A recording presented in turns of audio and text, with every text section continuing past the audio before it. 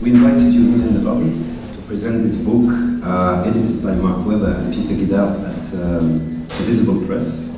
It contains 16 essays by Peter Gidal from 1966 to 2016.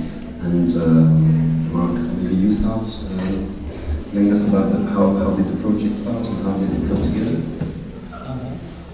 After all the mic. Well, I don't know. Do we need to use the microphone? Do we need the mic? Well, you sat right in front of me. Well, we try without a mic. If you Super bad sound. I'd be clearer. Yeah, it's horrible. Well, I guess I could talk about the press. The Visible Press is a small imprint that I started with my wife, Maria Plateil-Cruz, 2 years ago. Our first book was Film as Film, The Collected Writings of Gregory Markopoulos, and the second book is Peter Gidal's Flare Aesthetics, 1966 to 2016. And we're a very small, I mean, to call it an organization is laughable. It takes place in our house. We operate without any funding. So it's my money, and we don't use commercial distribution because this is, it's not practical for small book distribution. Just isn't set up for giving a return to the publisher. It's kind of set up for people that make funded books that don't need to make income.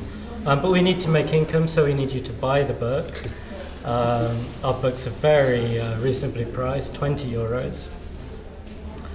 And the intention is that we cover the costs and then we can then invest money in future publications. As I mentioned, Peter's was the second book that we made. And I guess it occurred to me that there was a lot of his writing that was not currently available to people. It wasn't in print, it wasn't on the internet, but I felt that it should be available, that it was relevant, urgent, provocative, interesting, and so I proposed to him that we make a book. That's great.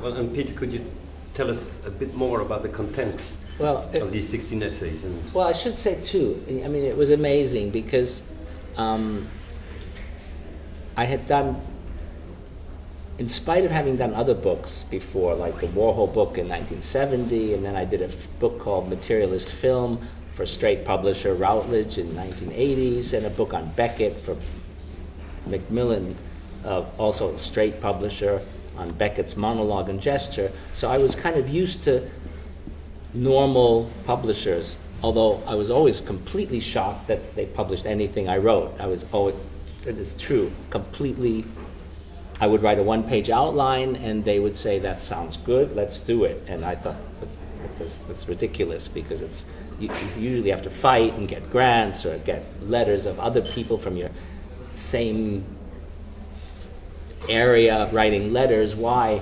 And I was always very lucky because for some reason I always found, and this is what keeps happening, I found the publisher would always be like, even for the first Warhol book when I was 22, was a wonderful publisher at Studio Vista, Dutton, who just wrote back and he was just said, this sounds great, but 1 page is ridiculous, write 3 pages, and I wrote 3 pages, and then 2 days later he wrote back and he did the Warhol book, and on the films and paintings, and I thought, maybe this is how it works. But then that happened, that was fine. 3 books in 25 years, 1 every 8 years. I speak very fast, but I write very slow.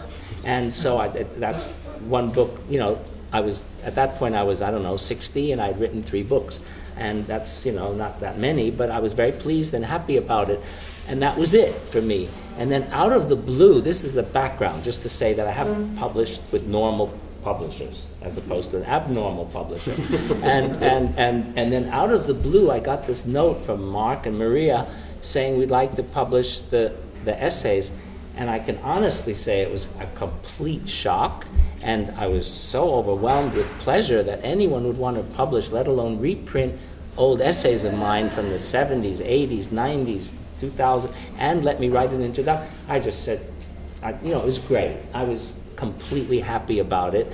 And it was so good, too, because it wasn't like me having to, and it happens to everyone, all of us here probably, it isn't like you have to kind of strategize how to get it published, and I'm actually quite good at it, obviously, because I got the books I wanted to write. They were always published, and they always sold, and they sold in hardback, and then they sold 2 years later in paperback, and I never understood any of that because the writing isn't that much pleasure to read in a sense, and it's very kind of complex, and there's never been editing from outside. The only editing from outside has always been, like with the Beckett book, where Macmillan simply said in 1986, I spent 5 years writing a book on monologue and gesture on Beckett, and then after writing it for 5 years, I sent it to them, and they rejected it and said, no, we're not publishing this. It's unpublishable. Forget it.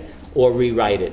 So I spent another year. First I went to the East River and wept for about 3 months, and then I sat down and did nothing for a year, and then I worked for 6 months and rewrote it. And the rewriting consisted of cutting 5%, just cutting 5% and rewriting the sentences so that they were maybe a semicolon instead of a comma, that kind of thing. So 5% was changed.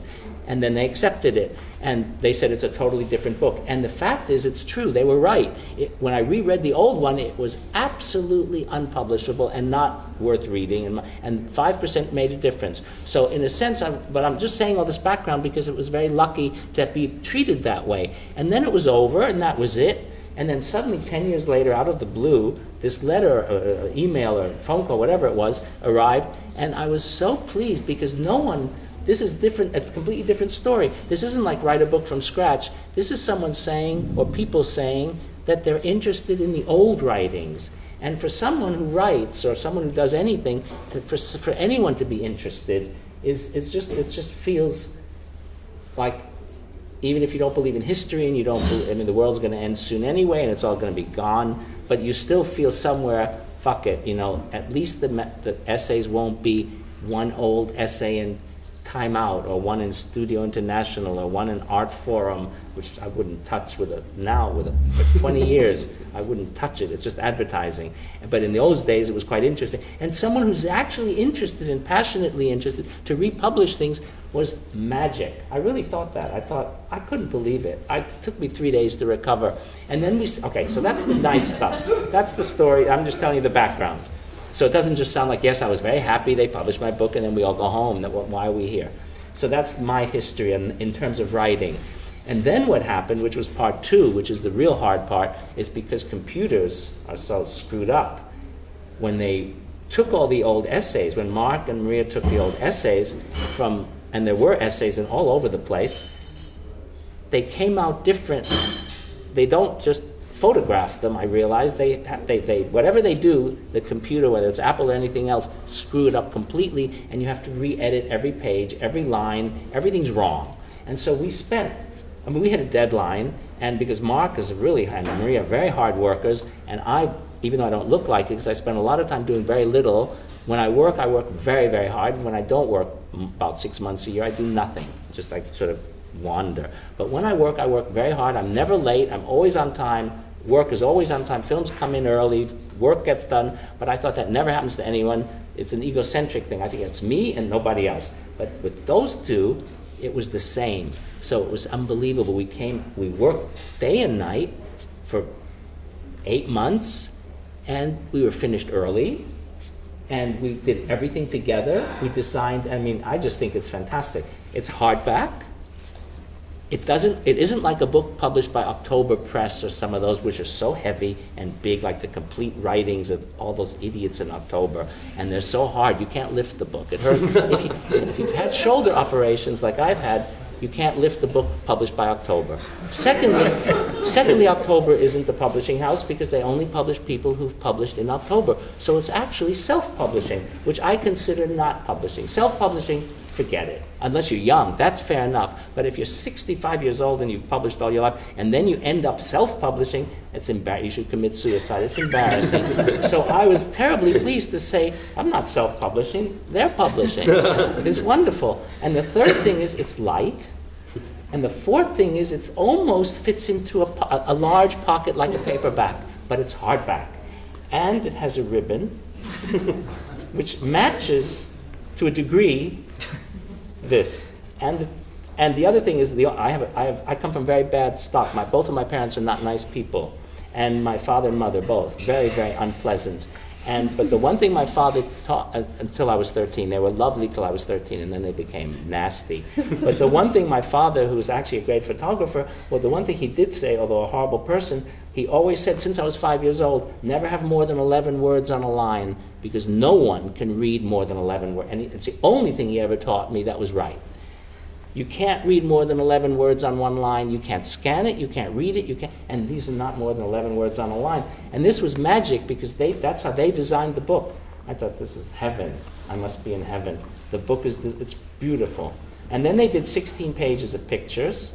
And this is the other thing. Mark, who likes film, and many of our film things that we do are different. He likes many films that I don't like. And I like many films probably that he doesn't like.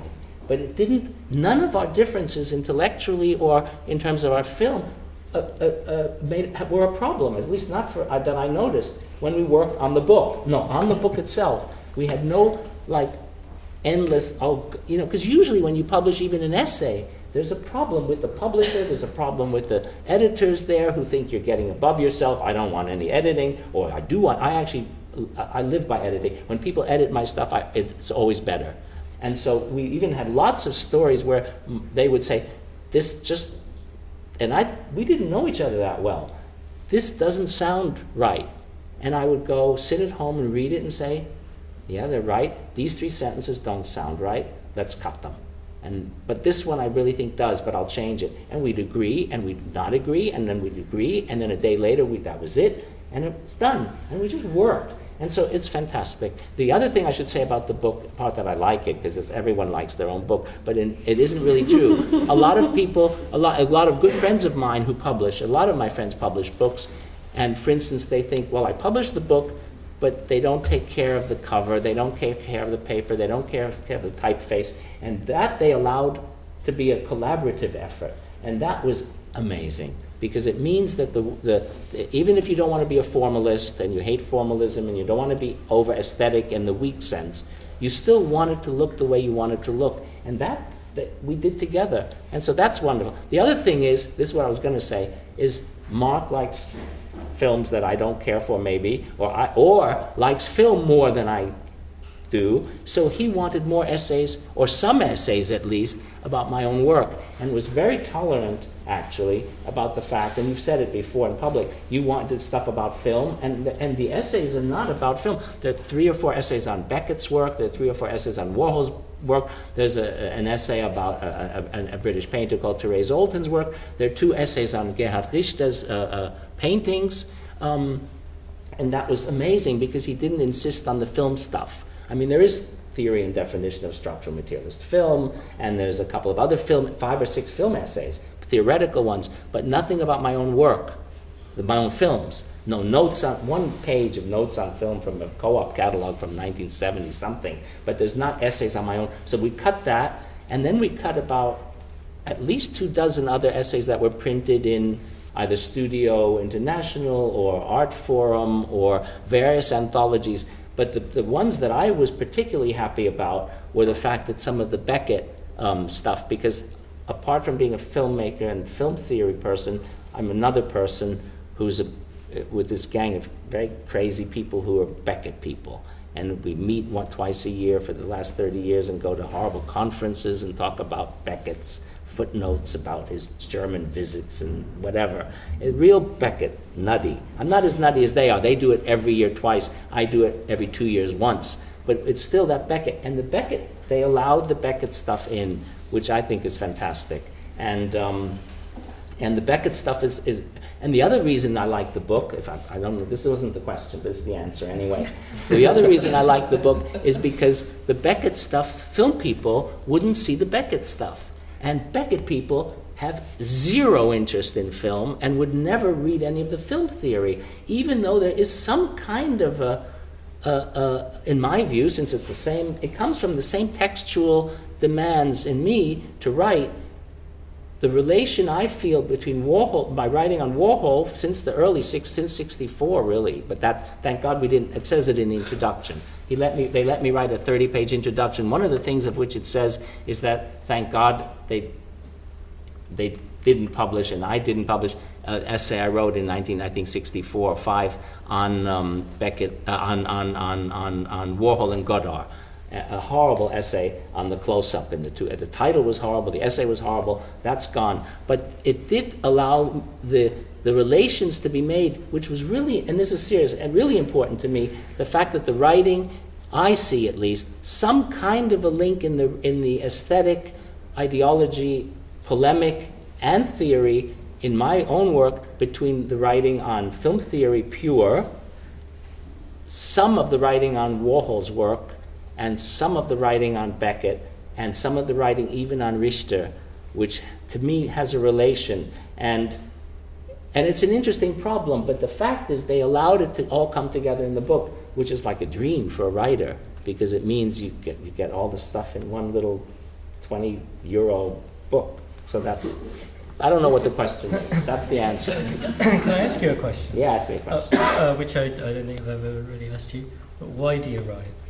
I think what happened was, I think I started writing when I was a kid, like most people who write. I started writing in high school when I was 15.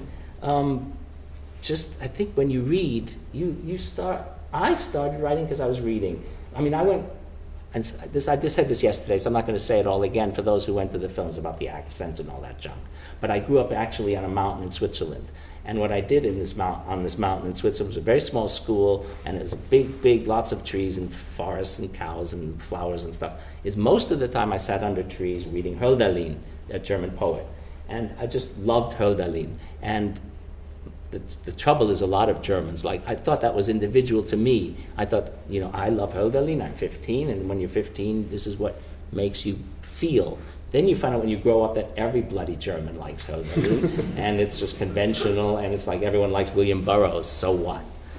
But I thought at the time it was very important to me, so I started writing poetry under a tree, literally under, romantic 15-year-old writes poetry under a tree. But what made me start writing was, after writing 2 or 3 poems, we had a lovely, in my school on the hill, we had a wonderful, actually, for some reason, 3 times a year they printed a little magazine, but they printed it really well.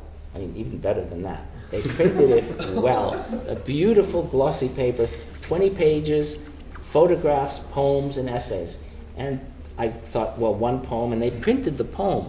And that's what happens to everyone, isn't it? The minute you get any encouragement from outside, you start to believe a little bit in yourself. I mean, you need it. It doesn't come just from inside. I mean, it just doesn't. And so that made, so I wrote another poem, and then they published that. Took a few pictures, they published that. And the funny thing was about the writing, why write, is when you get some encouragement, even if it's only on a school level, it's amazing. You feel, well, I can write, I will write. You then later realize a lot of what you did was this, what is it called, juvenilia, when you're young. But what for me, what's in the introduction, but it's actually not uninteresting probably, is that in 1964, when I left my high school in Switzerland and went to the United States, to university, within 6 months, someone at the Film Society showed Warhol's Blowjob before film. There were 20 people sitting on Wednesday night, we had movies, and everyone hated it and made funny noises and thought, what is this? And it was early. Warhol had made the film 4 months before they showed it. Someone in the Film Society obviously had access to avant-garde film. And I just fell in love with the film, but I not only fell in love with the film, I loved the film, but for me, I thought the image of this, and there's a picture in the book of it, the image of the guy, you don't see anything but head, for starters. It's not a sex film. But, and a wall behind. And for some reason, and this is just the Freud, I mean, I don't care much for Freud, but this is the Freudian part of the story. which is that the image of the person in blowjob in front of the wall reminded me, I thought, until very recently, I thought of a poem by Hölderlin about a man standing in front, or a person standing in front of a wall, and auf Deutsch, I can't remember what it is, eine kahle Wand, or whatever, a blank wall, and just as you see his head and standing in front of a wall.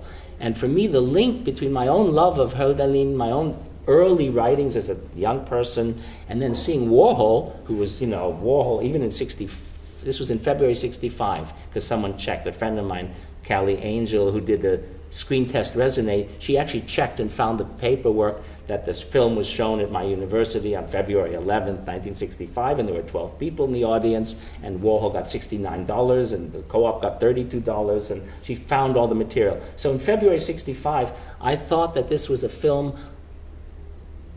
that connected somewhere to Hölderlin's poem about a man in front of an empty wall, and it's still existential youth. This is the 60s, remember. And only recently, when I was doing this stuff for your book, our book, did I found the poem, and this is really weird. It was a poem that, under the influence of Hölderlin, I had written about a person in front of a wall 2 years earlier in my school, and in my memory, I had remembered it as a Hölderlin poem, and this is either embarrassing or wonderful. It was actually my own poem. So the narcissism, and we all know, this is why I mentioned Freud, who I don't like, but the libido of narcissism, the connection between the two, even if it's disgusting because we're all so egocentric and narcissistic, in this case, it impelled me to find it imaginatively interesting to see Warhol must have been a libidinous desire somewhat connected to the connection to that. And then after that, I went to see Chelsea Girls and other films, and etc., and thought Warhol's stuff was fantastic anyway, and wrote about it in certain terms, which then connected to the writings I was doing about Beckett and the writings I was starting to do about film in the late 60s. And once you do, and the answer to the question about why write is that the one thing, it's a sort of stupid answer, because it actually means one thing just leads to another. But you have to, it's the old thing about practice makes perfect. It doesn't make perfect, but what it does do, it continues to make more practice. And my life has been like that, in the sense, whether it's good, bad writing, doesn't really matter in the end. What I find interesting is that if you don't write, you don't write. And if you dream all your life about writing a great novel, well, I don't know if some people do it, but for me, you have to just do it. And if you do it, you learn from your own doing. And that's the same with the films, and it's the same with the writing. So that little bit of writing led to, and then I'm just giving the one instance, one story, to show why one then has a vested interest almost, a psychoanalytical vested interest, let alone an intellectual, polemical, political. As it grows, you then theorize and find political reasons for things and polemical reasons. And that thing about, there's that French radical feminist, Christine Delphi, who always says no idea comes out of a void. That's why all polemic is theory, because no idea comes out of a void. It always comes out of a polemical reason. And then you start to theorize the polemics that come from within for polemical reasons. They become theoretical. And that's actually how my stuff has worked. But it began like that, I think. That's my fiction for you of how it began. It's a complete baloney. It might not be true, but it's certainly what I feel is how it began. And it's always hard to talk about your origins, but as best I can do, that's where it kind of started. And the essays in the book, the ones that we included, they're like from various art magazines, journals, catalogues. Were they generally things that you wanted to write and then found a venue for, or were you asked to write on certain subjects or for certain venues? It's weird because I'm very puritanical, so if someone asks me to write something, I either say no or I say yes. But if I say yes, it's because I really want to very badly. But usually it's the other way around.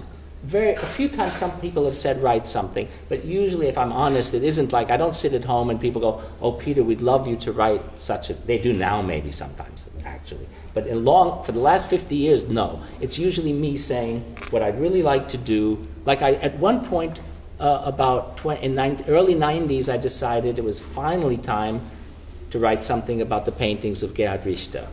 And I had actually forgotten that in 1966 I was a student in Munich studying philosophy of all things, and I worked on Wednesdays in a gallery just to earn some money, and the gallery happened to be a gallery called Heiner Friedrich Gallery, which in Munich in 67, in the year I worked there, had 2 shows by Richter, 1 show by Polka, a show by Palermo, a show by Twombly, a show by Warhol. I mean, it was a wonderful year to see contemporary art, and I was there every Wednesday. He paid me 5 marks an hour for doing almost nothing, just sitting around, and I don't know what I did. I didn't do much. But the point was, I seemed to have helped Richter hang a show, but I forgot all that. What I remembered in the night, completely forgot. And then in the early 90s, I'd seen some of his paintings and really liked them a lot for various reasons. And by 91 or 92, I thought now I would love to write an essay about his abstract, not the photorealist, let's call them, works, but about the abstract works. So this is the answer about whether you get asked or not. I didn't get asked. I thought I'd love to write an essay about Richter. So I found out where his studio was in Cologne, the address, sent him the Warhol book and the Materialist film book, which I'm sure he couldn't read because his English isn't good enough, but I thought I'd send it to him anyway because it helps if you send the book and you don't just write a letter, and said, I've been thinking about your work for 2 years and I'd love to write something. Like a student, basically. I wasn't. It was 93. I was 46, 56, 56. I was almost 50, but the point, 45, 50. But the point is, it's like a student. Hello, I want to write an essay. But I sent the 2 books just to make it look kosher, like I was somebody who publishes. And about 6 months later, I got a postcard back saying, yes, I'm very interested, blah, blah, blah. And if there's a chance, I will let you know, and I'll let you write an essay if something comes up, if a catalog. And about 3 months later, Parquet, this horrible Swiss magazine, which mainly is there to sell advertising, but it's still an art journal in German and English, and Parquet comes out, I think, twice a year, and they do issues on artists. They were planning a Richter issue, and they wanted 4 people to write essays on Richter. And he said, listen, I got a card saying, I hear Parquet is doing a Richter issue, would you like to write an essay? I thought, bloody hell, there is a God. This is amazing. I never thought anything went. So they said, would you like to write? So the answer is, I strategized hard, very hard, and then they wrote back and said, would you like to write an essay? So I wrote this essay, spent 6 months writing an essay. It's only 5 pages, it's in here. It's very short. It's called Endlose Endlichkeit, Endless Finalities, about his abstract paintings. I never met him. I don't believe in people who ask artists questions and say, what do you think? And then they write the essay and say, that's what the artists think, and I'm writing. I don't see the reason to do it. I don't care. If they like it, they like it. If they don't like it, they don't like it. Anyway, I wrote the essay in 6 months. They published it in German and English, and he wrote back it was his favorite essay on his abstract paintings. So we had to meet. So then we met and became good friends, which we are. But the point is, it started by me strategizing really like a young student would. I want to write something on this painting. I've been thinking about these 3-4 paintings for 2 years. And then you strategize. So the answer is, that's just one example, because it's a good example, because everyone's heard of him. There's other stuff that no one's ever heard of that I also do. But I thought I'd mention the famous one instead of the stuff you can buy the book and read the other irrelevant ones. But the point is, it makes it better. It sounds like Richter, you know. But the point is, it's strategy, and the answer is honestly, 90% of the stuff I've published is by strategizing. How can I now have enough in my head. If I'm crossing the street in London with thinking about something for 2 years, I think it might be time to write something. And then you spend another 6 months strategizing how to get a publisher to say yes or no to do it. Like even the studio piece on film, or the piece on Beckett, you had to strategize. They didn't want to publish a piece on Beckett in Studio International in 1975. Why Beckett? So Beckett and art, and then you figure it out, and then I think I insisted that they put a picture across from the title by Jasper Johns and relate the Johns to the Beckett, and that, you know, you have to find a way in, and that's what you do. So the answer is 90% of the time it comes from here, strategizing. 10% of the time they would just say, because, oh, you know, if you're lucky, please write something. you know, like even the film is film essay, which is not in here, but in here, I noticed the other day, there's an essay from 1972 called Film is Film. That was in an issue of Art and Artists on artist films, and there's someone, Simon Field, who doesn't like me, doesn't like my films, and doesn't like my writing. I don't like him. I don't like his writing. But in London, we never had that problem. We didn't do that psychological stuff. He wanted an essay. He was doing an issue of artists' films and Art and Artists. He said, would you like to write an essay? I thought, I'd like to write an essay on Film as Film. We did it. It didn't matter. Like the Film Corp was always like that. We could criticize each other. We didn't have to be friends. We could separate. Like Malcolm LaGrice and I are great, great friends for many years, but we don't always like each other's films. We love each other's films, many of them. But we don't have to like each film to continue a really good solidarity. It isn't based on, oh, I like him, he's my friend, I like his films, he's my friend, or her films, she's my friend. It never worked like that. And that's the same. Sometimes you work together because you work together. And that's what happened. 10% of the time it was Simon Field. I almost fainted because I knew he hated my films, didn't care for me, and I got a phone call saying, would you like to write an essay for the Artist's Film issue in 72? And I thought, Simon Field's phoning me? I'm like, this is crazy. And I thought, but actually, I would like to write an essay on Film as Film. So we did it, and it's in there. So that's the answer to your question. Well, just mention Don't this ask book. any more questions because my answers are so long. You're not I'm so involved. sorry the answers are always 30 minutes for every 2-minute question. You're not really involved in the publishing Nothing of the book, to do with that at all. but you're all over the book. But it's his book, And I don't. Mark brought a second book, which is entitled Choo Choo Choo, that's been edited on the occasion of the 50th anniversary of the London Filmmakers Corp. And this book covers the first decade, I believe. And it just came out of the press. I don't know when. Yeah, A few days ago? Well, it came back from the printers a couple of weeks ago, but it's not really published until next week. There's a launch event at the ICA on the 13th. But it's here and it's available. Do you want to say a few words about it? Sure. It kind of goes back to a big project that I did, a kind of a research project on the first decade of the Filmmakers Co-op in London, period from 66 to 76. And I did this originally between 2000 and 2002. There was a big touring program with single screen, multi-screen and expanded cinema works. Traveled all around the world for a few years.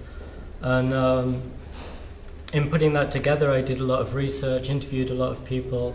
We always had the intention to make a book, but we ran out of time, we ran out of money, it didn't happen. And then now 15 years later, the chance came up to do a publication on the occasion of the 50th anniversary because Lux are doing a lot of events in England around the anniversary this year. And so it's kind of probably not the book that it would have been if it had been published in 2002. But it's made up of a lot of the material that I collected then and some new things that I found over the past year. There's a lot of documents, many of which are from the study collection at Central St. Martin's in London, which is a great resource that anyone can go in there and use. A collection that was founded by David Curtis and Malcolm LaGrice, two people that were very involved in this period. Some things from other private collections, and a lot of the interviews that I did with people in that period, a few more recent. And the interviews I kind of cut together into these often contradictory oral history sections with different people having different opinions, different memories about things. Quite entertaining. Some new writing, a new essay on films from the period by Federico Windhausen, an essay by Catherine Siegel on writing about film of that period, and some reprints of articles like Peter's Film as Film, a text by Dick Duesenberg, various other things. It's kind of a really visual book. It's kind of fun to look at and really different in contrast to Flare Out. And this is here too. It's €25. So those books are for sale at the entrance at our improvised bookshop at, like you said, a very reasonable price, €20. Peter Gidal's book, and 25 for the Shoot Shoot Shoot book. Thank you for coming. Wonderful. Thank you, Peter. Thanks for coming. Thank you, Mark. Thank you. And, Thanks. okay.